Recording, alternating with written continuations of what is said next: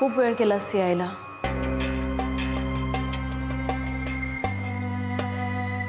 घरी असतो मी.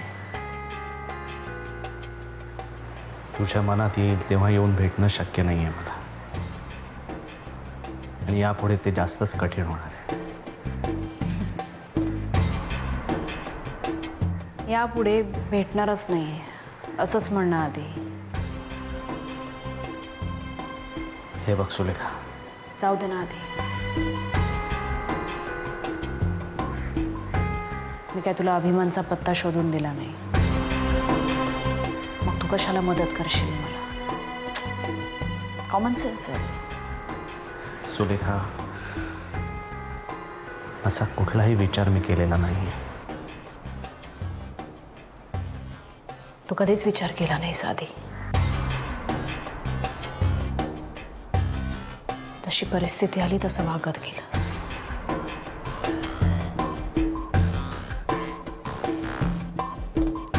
याआधी असं एकदा वागलंस आणि मी तुला गमावून बसले.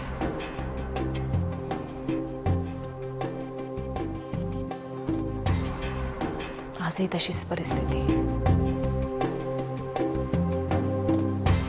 पण यावेळी कदाचित मी स्वतःलाच गमावून बसेन.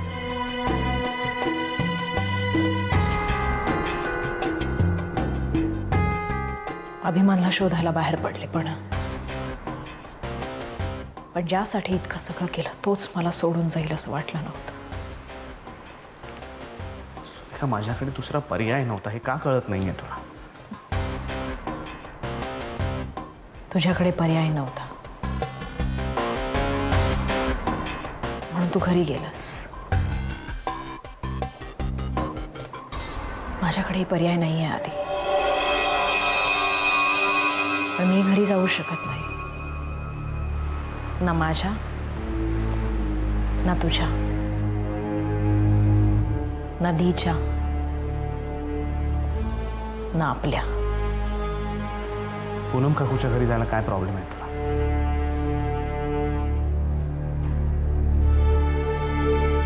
तिच्या घरावर परमेश्वरचा पहार आहे. आता आणखीन कुठला दुसरा पर्याय उरलाय मला सांगशील?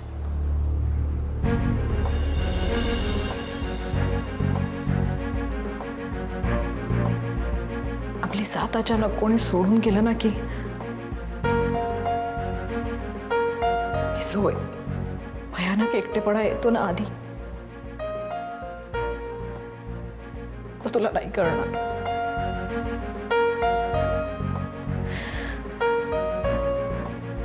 मला फक्त एवढंच सांग की जर साथ सोडूनच जायची असेल तर मग सुरुवातच कशाला करायची?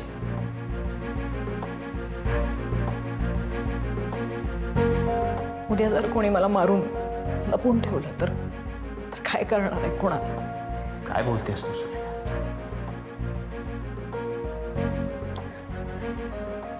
असंच होणार आहे आधी. इथे प्रत्येक जण सेफ गेम खेळतो. मी सोडल्यास प्रत्येक जण सेफ आहे इथे. तुला कोणाचाच धोका नाही. परमेश्वर बरोबर बोलणं झाल्यामुळे तू आणि तुझं शास्त्री कुटुंब सेफ.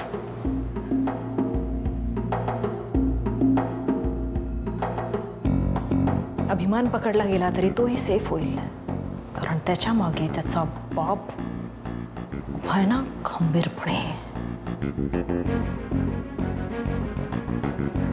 विक्रांत समोर येईल कशावर? मग आता राहता राहिले मीच नाही का आधी? आय एम सॉरी सुलेखा,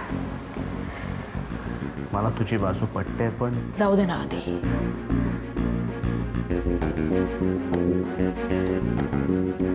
माझी एक इच्छा पूर्ण करशील आधी? माझ्या बरोबर राहशील?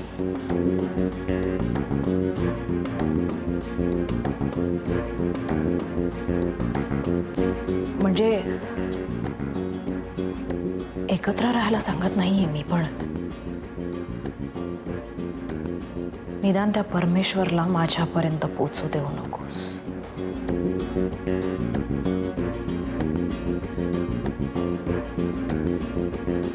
आणखी एक,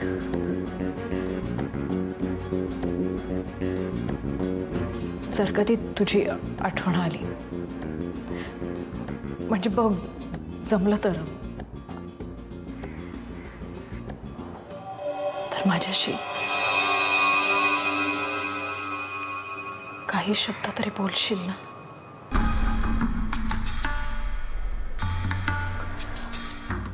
मी स्वतः कॉन्टॅक्ट करेन तुला, पण मला शोधण्याचा प्रयत्न करू नकोस आधी. कुठे जाणार आहेस तू? माहित नाही, कुठेही. तुला नाही सांगू शकत मी. चुकून तुझ्या तोंडून निघून गेलं तर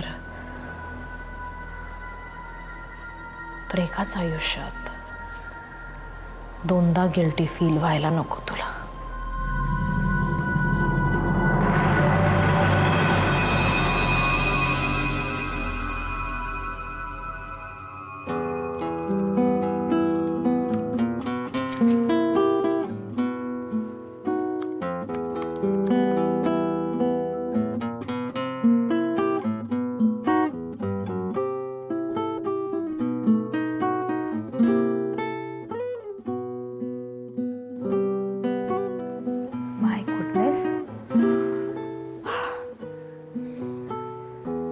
ए स्वप्नील,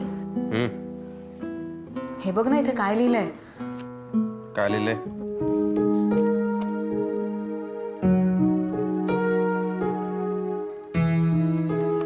नाही, काही नाही. अगं ये सांग ना. नाही, नको, राहू दे. कशाला उगाच. मी तुला वाचून दाखवीन आणि तुम्ही बिंडोक असल्यासारखा छदमीपणे हसशील. बघ. असं मी हसणार नाहीये. सांग, बिंदा सांग. नको, राहू दे. तू आणि आदी दादा या पुस्तकाकडे बघून असे काही रिॲक्ट होता ना, जणू काही हा एक अंधश्रद्धांचा ग्रंथ आहे आणि मी त्याचा प्रसार करायलाच बसली. अगदी असं नाहीये का प्रिया? आणि इनफॅक्ट परवा मी जरा चाळलं ते पुस्तक. इंटरेस्टिंग आहे.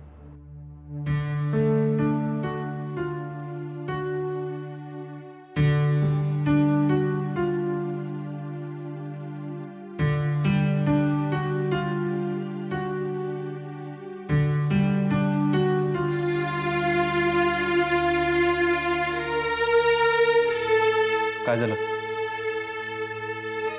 तू वाचलंस? सुपर नॅचरल पॉवर्स या विषयावरचं पुस्तक तू वाचलंस? का वाचलं म्हणजे चाललं फक्त. एवढी बोंबाबोंब काय करतेस? तू काय सांगणार होतीस ते सांग पहिले. या पुस्तकात अदृश्य शक्ती आणि सुपरनॅचरल पॉवर्स या विषयावर एक स्वतंत्र प्रकरण आहे, ज्यात असं म्हटलंय की घडलेल्या घटनेच्या रिझल्ट नंतर पॉवरचं अस्तित्व कळतं. म्हणजेच ही प्रोसेस अदृश्यपणे घडत असल्यामुळे त्याला आपण चमत्कार असं म्हणतो. Any example? मध्यंतरी मला आजोबांनी सांगितलं होतं. म्हणजे पौराणिक काळात देवानी घडवून आणलेले चमत्कार.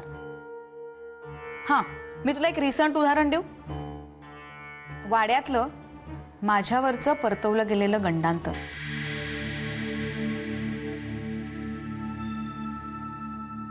आजोबांच्या म्हणण्याप्रमाणे माझ्यावरचं संकट वाड्यातल्या पार्वती आजीने परतवून लावलं.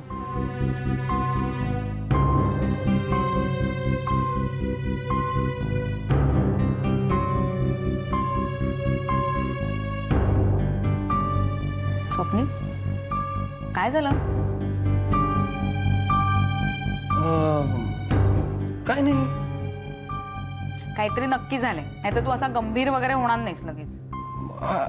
नाही, एक काम पेंडिंग राहिले ना, त्याची आठवण झाली, त्यामुळे जरा मूड बदलला माझा. काय नाही. माझा सुद्धा मूड असाच गेला होता जेव्हा मला आजोबांनी गंडांतर म्हणजे काय हे स्पष्ट करून सांगितलं.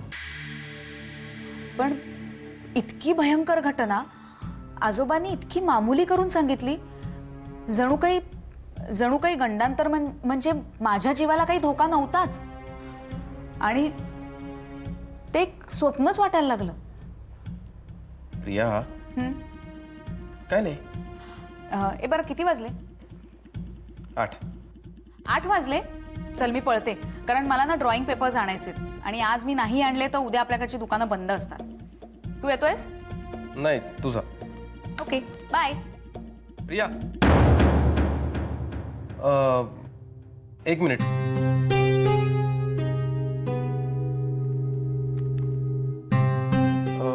एकटी चालली असतो? हो. नको, कशाला, मी येतो ना. अशी काय बघतेस? काय नाही, चला. चल चल चल चल.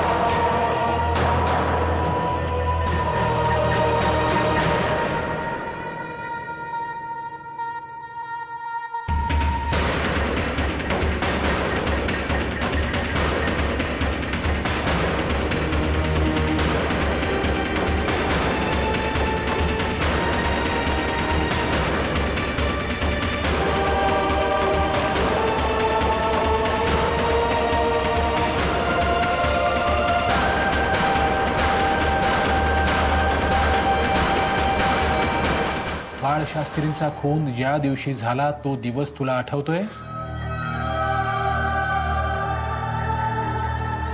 मला सांग, त्या दिवशी तुझी आणि सुलेखाची भेट झाली होती?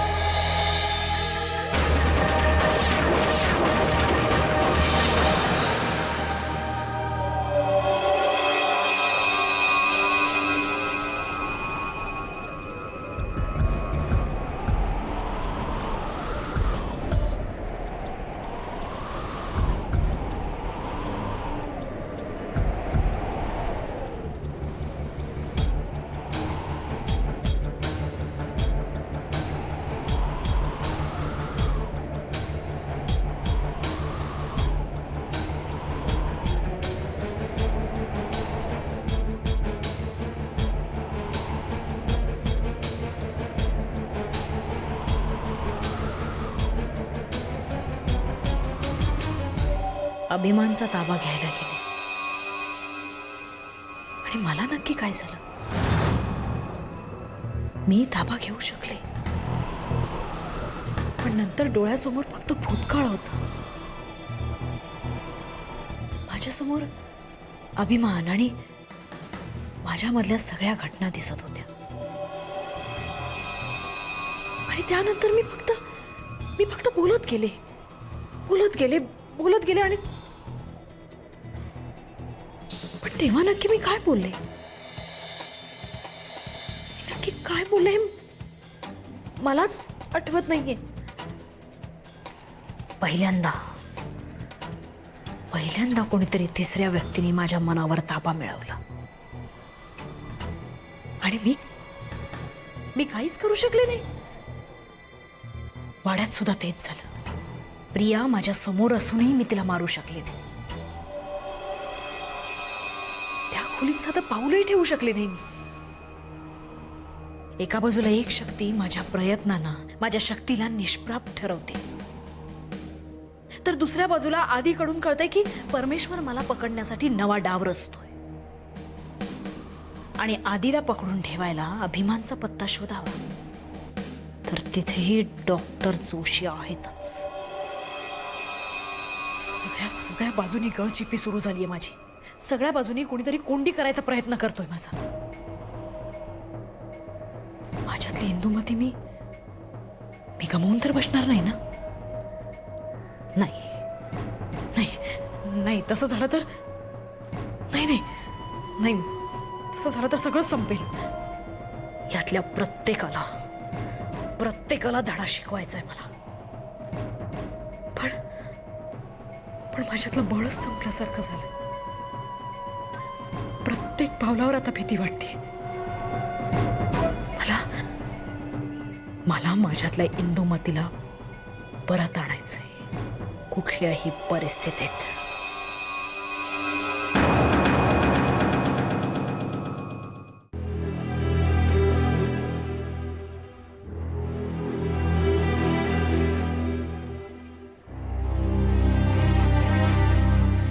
स्वप्नील,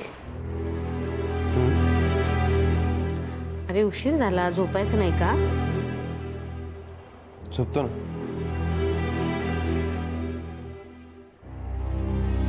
स्वप्नील,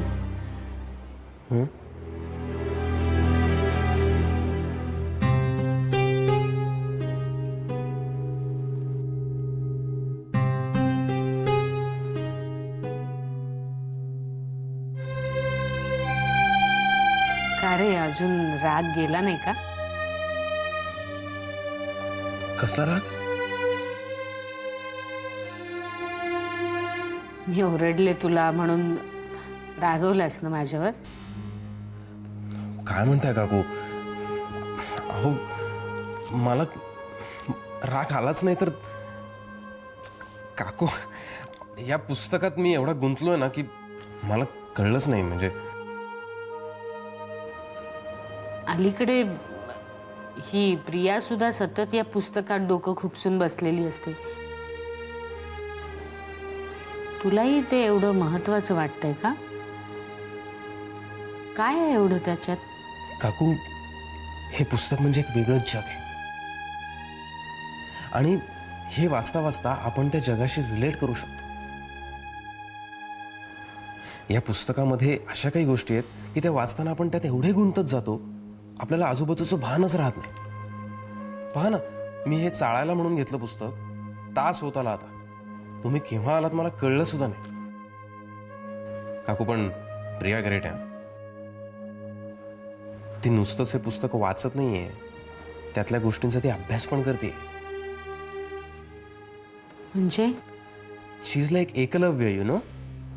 या पुस्तकातली थिअरी प्रॅक्टिकल लाईफ मध्ये कुठे लागू पडतीये का याचा ती शोध घेते.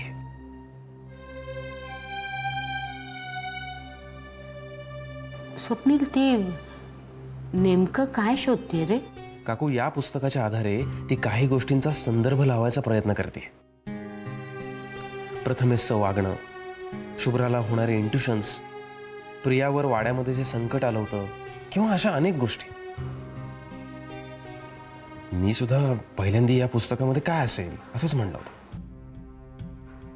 पण आता हे वाचता वाचता या सगळ्या गोष्टींना काहीतरी सायंटिफिक एक्सप्लेनेशन असलं पाहिजे असं मला वाटतंय. पण काकू, प्रिया आर्टिस्ट असून सुद्धा या सगळ्या सायंटिफिक गोष्टींचा ती एवढा मन लावून अभ्यास करतेय, मला कौतुक वाटतं तिचं.